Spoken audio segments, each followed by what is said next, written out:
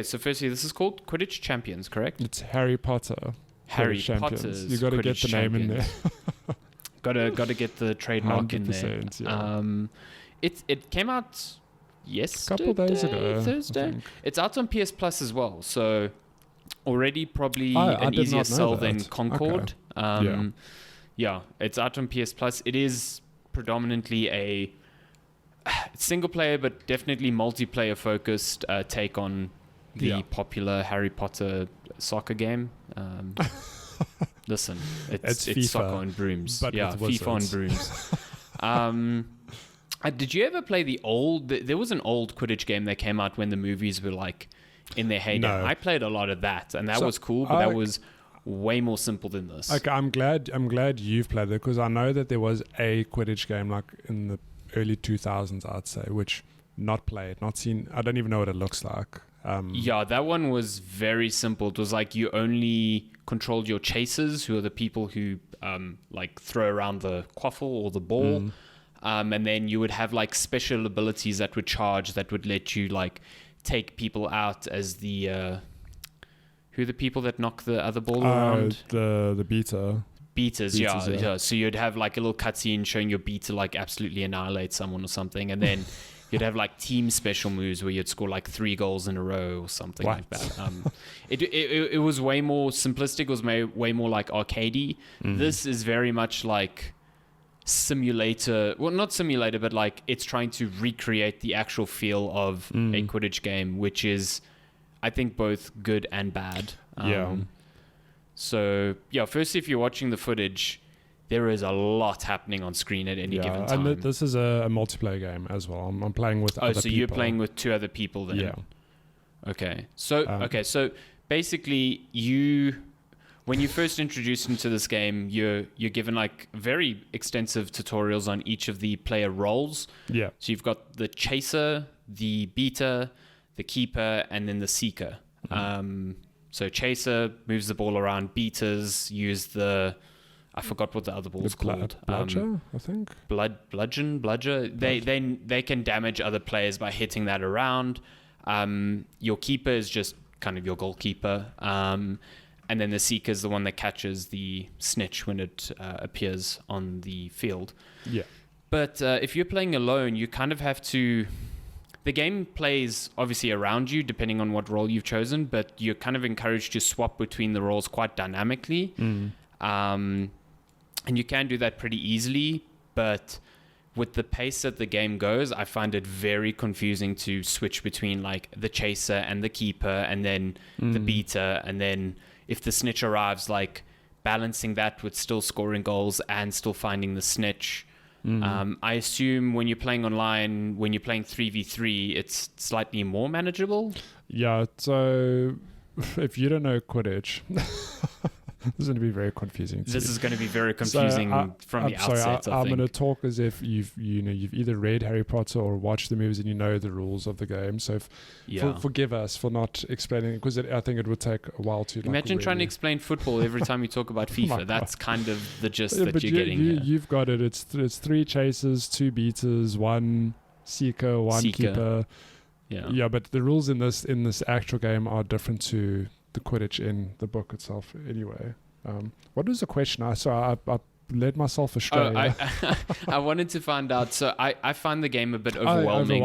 Sorry. Single player. So when you play multiplayer, it's a lot more manageable, because when you queue up for a game, you can say that you either don't mind playing any role, or you particularly want to play a specific role that's paired with a chaser. So you always have a chaser as part of what you're playing as online. So you can be... That makes sense, because there's 3 of them. Yeah, so you can be a chaser and a beater, or a chaser and the keeper, or a chaser and the seeker.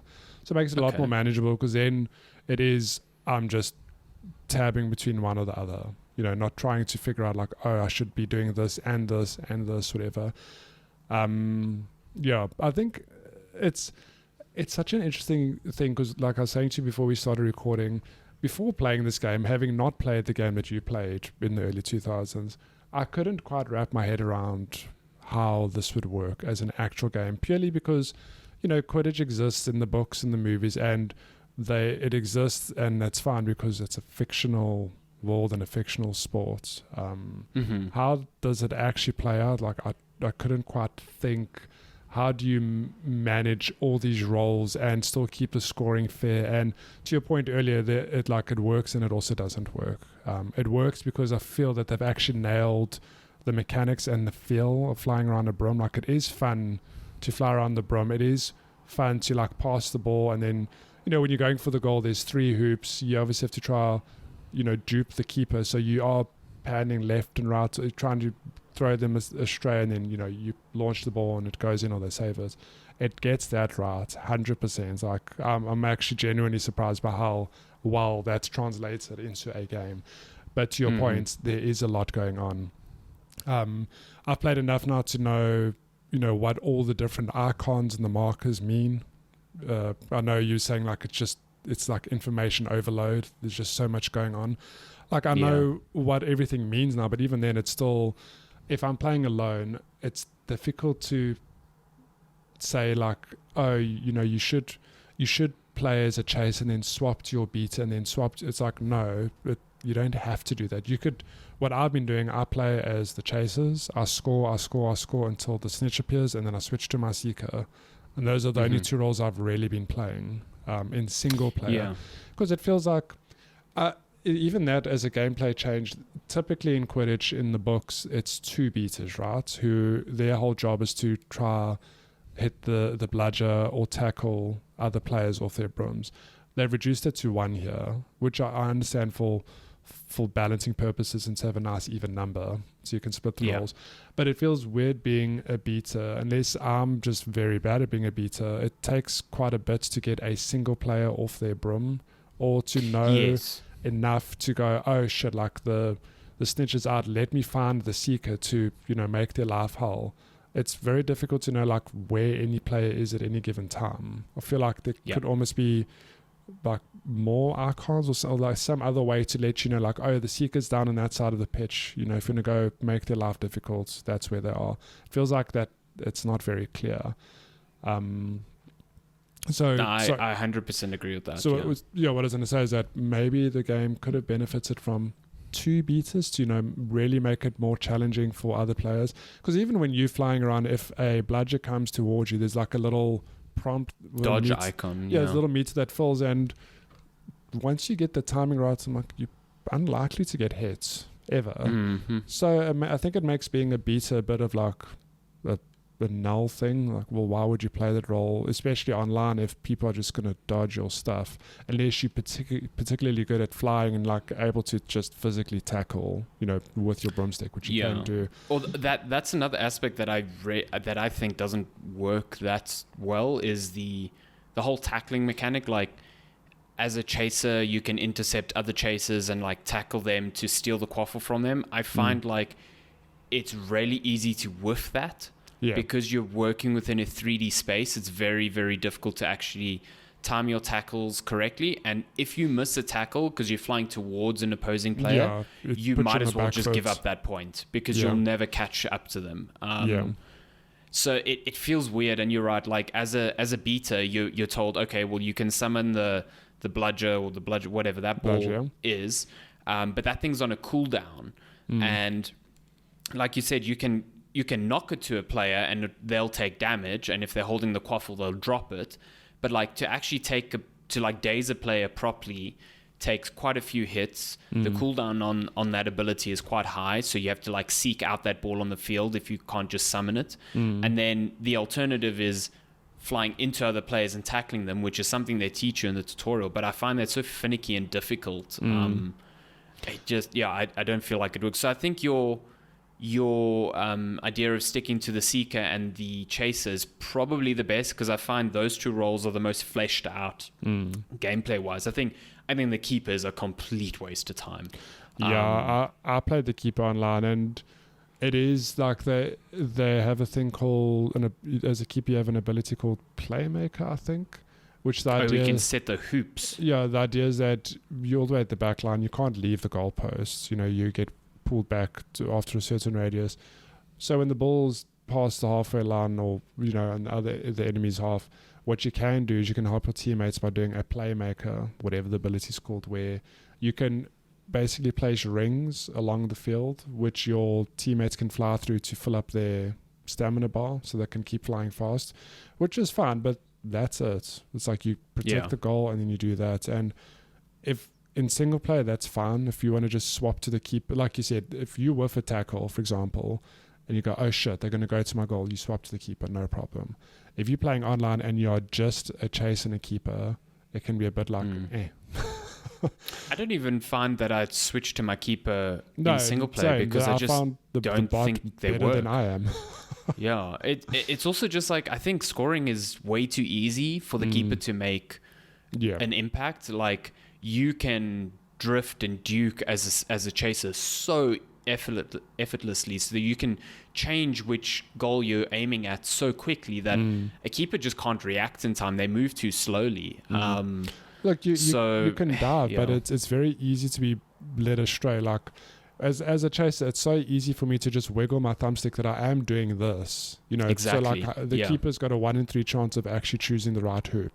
And you have to like slowly glide between those hoops to even make an interception. So it's weird. I just think the keeper doesn't work that well at all. And so it like diminishes their role, especially in single player. So you're just sticking to 2 roles. And then if you're playing online and you happen to get the keeper or the beater, it just like greatly reduces your impact on the game. I don't know. It's odd. Like I think you're right. They have translated the game as well as they could have. I think I don't see how else you could do this, because it is a complicated. Firstly, it's a very complicated game to translate into a video game form, especially with the sort of movement that you have. So I think they've done a good job there. It does feel good to fly around on these brooms. Like, I would take a broom racing game any day with the whole drift mechanic they've got going here. It feels pretty sublime. But I just think it's too simple for a very competitive, game online. I think catching the snitch is way too easy. It's just flying through hoops, and scoring goals between the 2 chases is just like, well, did you miss your tackle or not? And that really determines whether you've scored a goal or not. So I'm curious to see like how high level some of the play can go, but it's I just don't know how the legs that this game has on it. It's so strange, because I look at this game and I think like, shit, I think there's a pretty high skill ceiling. Like, you could play this game and you could get really good, honestly. Given how complicated moving in the 3D space can be, you can get really good at like tackling players and dodging and doing all of these things. But like, will people stick that out? I don't know. Honestly, I don't. And there are things to keep like another thing that comes to mind. So as you play, you get experience and you unlock skill points, which lets you unlock different abilities, or not abilities, I suppose, passive things. Did you upgrade your broom, isn't it? No, so it's both. So you can upgrade your broom and you can upgrade your players. So like, for example, I can, as my seeker, I can put ability points into letting my snitch meter fill faster. Okay. Which is all good and well, but then I wonder, like, if I'm new to the game and whatever, I'm playing online. If I'm playing against another seeker who has a higher, snitch fill rate than I do, that's just like straight up a competitive advantage. Like, it's not.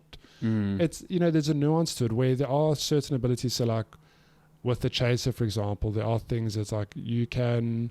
If you pass the ball to the forfeiture player, they'll get a speed boost for 3 seconds. I'm like, that's nice, but it's not game breaking, if that makes sense. Yes. Whereas, if you're watching the footage, in order to catch the snitch, you have to stay as close to it as possible so that meter underneath it fills.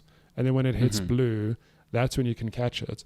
So it's honestly, it's like a minute and a half of you following this thing as close as you can.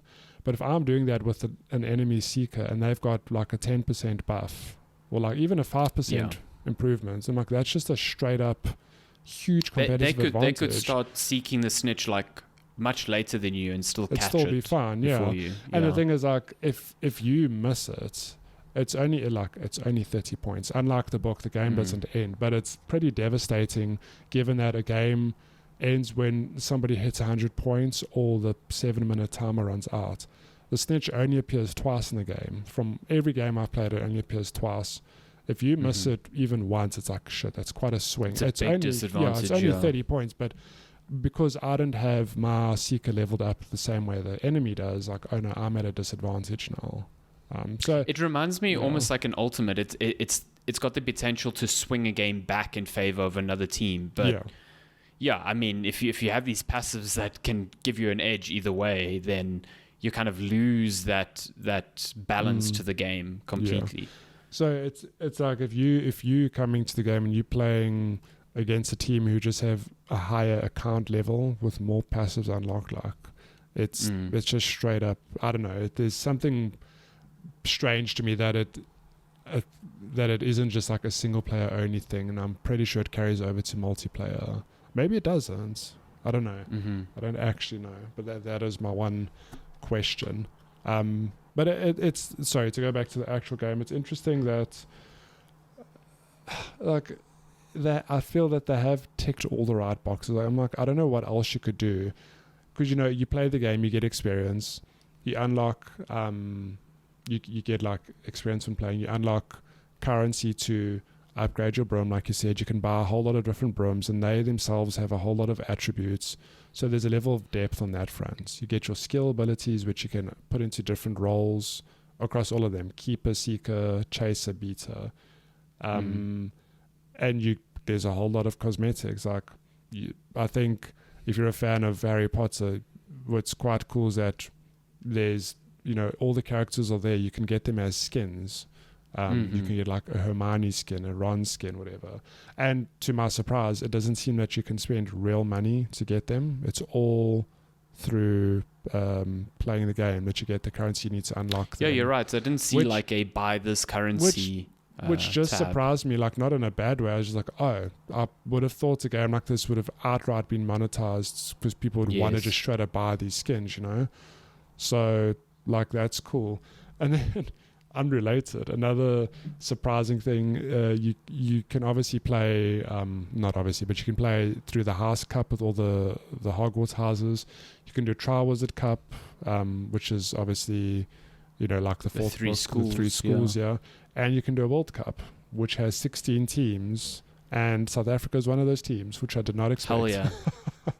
So hell yeah. You're flying on vuvuzelas. Yeah. So flying on vuvuzelas in your South African robes, very cool. It's a nice little surprise I didn't expect. Because I assume there's like themed stadiums for each of the teams. If ours is just in like the fucking Kruger Park, I'll be both mad and impressed. No, like just lions running on the bottom of the pitch or something. I wish. No, so there's just a World Cup stadium. It's not like themed. Boo. Yeah. Imagine it was like Soccer City or something. That'd be sick. That'd be really cool. So look, it's interesting because this game's just very middling. Like I appreciate it for what it is and how they've translated it to a game, but it is complicated. There's a lot of depth, and then there's also a lack of depth, which is so like it's such a weird thing to even just say because it doesn't make sense. But that is what it is. Yeah, it is fun though. Like I do wonder how long people play it for. Unless you a hardcore fan that you're out here to grind all the way to the max account level and unlock all the cosmetics, like how long will you keep playing the campaigns and then online versus other players? Because I do wonder, you can search per like for the role you want to play, right? But who's actively picking keeper role, for example? Like, I don't know. Will I get to a point where I can't find a game? But the fact that it's on PlayStation Plus, I actually forgot about that. So there will be a pretty solid player base from the get-go. Yeah. And I think, Harry Potter's such a big property. We saw with Hogwarts Legacy. It was huge. I think the name itself, there are people, even and I don't mean this in a negative way, but even like non-gamers, casual gamers, who will pick up this game because like, I love Harry Potter. I want to play Quidditch. 100%, yeah. So, especially now that it's on PS Plus. If they've already got a subscription, like why not? Yeah, I think that's quite smart. I have realized that real life Quidditch would be an impossible spectator sport. There's no fucking way you can follow what's going on in this game. Yeah, it's funny because in the book, even if we want to get into the nitty-gritty, the whole thing of, oh, the game goes on until the snitch is found, and then the snitch is 150 points. I'm like, damn, that's a lot of points. Like, yeah, why even bother playing? Just everyone look for the snitch. That's it. It literally, just have the whole team looking for the snitch. And you know what? Yeah. Forget everything else. Just help your seeker get the snitch, and you'd win the game. Yeah, but you know 100%. that's the magic of it being a fictional game. Like, it makes sense in that build. As an actual game in OWL, like, I think it kind of works with the changes it has, but there's still it's not 100% there. I do think, like you said, it's been contextualized into a functioning game quite well. It's been balanced in a way that I think makes a lot of sense.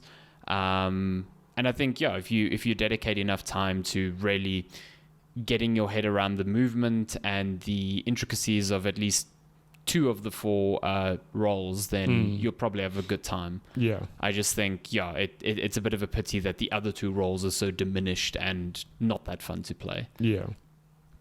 Sure. Cool. Harry Potter Quidditch Champions. Go broom yourself. I don't know. That's all I got. That's all I got. I don't even know what that means. Neither do I.